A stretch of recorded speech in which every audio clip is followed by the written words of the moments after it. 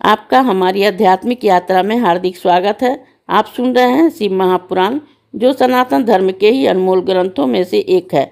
इस श्रृंखला में हम आपके लिए ही इस दिव्य ग्रंथ के प्रत्येक अध्याय का शाश्वत पाठ प्रस्तुत करेंगे।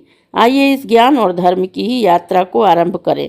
भगवान महादेव की महिमा और उपदेश से ही सजी इस पावन कथा के साथ ही ओम नमः शिवाय। 53वां अध्याय, हिमालय के गिरि से वर की विदाई।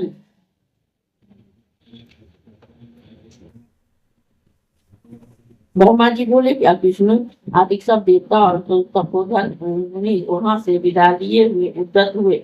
हिमालय अपनी बंधुओं के हिसाब की जनवासे में आया। शिव जी की अनेक प्रार्थना कर कृतज्ञता प्रकट की और निवेदन किया कि कुछ दिन और यहाँ निवास कीजिए। यह सुनकर विष्णु आदि देवताओं ने भी गिरिराज को धन्यवाद किया और कहा कि तुम्हारे समान ही त्रिलोकी में पुण्यकारी कोई नहीं है। इस प्रकार परस्पर एक के ने दूसरे से प्रशंसा की। जय ध्वनि, वेद ध्वनि और साधुवाद की ध्वनि से आकाश मुखरित हो गया। अप्सराएं नाचने लगी, मगर स्थिति पाठ करने लगे और बहुत सी द्रव्य दान दिया गया। हिमालय ने ही वीर शंकर जी को आमंत्रण कर बरात में सहित सबको घर बुलाकर उनके चरण धोए। फिर शिव जी सहित उसको सबको सुंदर स्वादिष्ट भोजन कराया। भोजन कराते समय ही नगर की सीढ़ियां सबको देख हंस कर मधुर वाणी से सुंदर गालियां देने लगी। पश्चात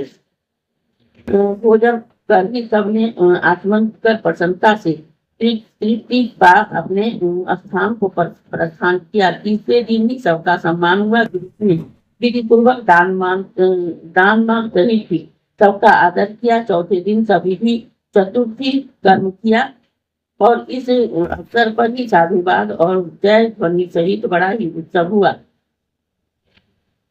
और हिमालय ने बहुत सा दान दिया। पांचवें दिन सभी चलने को प्रस्ताव भेजा, परंतु हिमालय ने आग्रह कर सबको पुनः रोका और कुछ दिन तक शिव जी सहित सब देवता वही टिके रहे। पश्चात सब ऋषियों ने ही जाकर मैना और हिमालय को बहुत समझाया, शिव तत्व और वर्णन किया और शिव जी को निंदा करने का ही अनुरोध किया।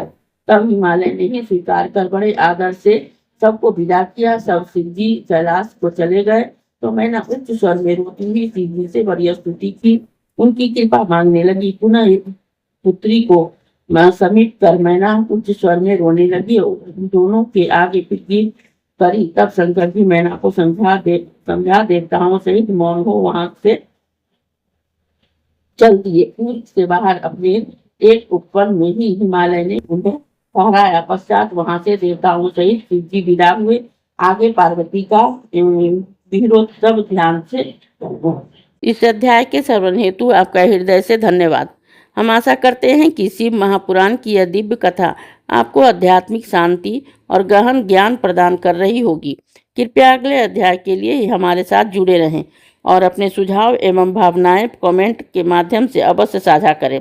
धर्म, भक्ति और ज्ञान की इस पावन यात्रा में आपका साथ हमारे लिए अत्यंत मूल्यवान है। ओम नमः शिवाय। यदि यह प्रस्तुति आपको पसंद आई हो, लाइक करें, कमेंट करें, सब्सक्राइब जरूर करें, बेल आइकॉन दबाना ना भूलें ताकि अगला अध्याय आपसे छूटे नहीं। और इस पावन ज्ञान को ही शेयर करें अपने परिवार और मित्रों तक।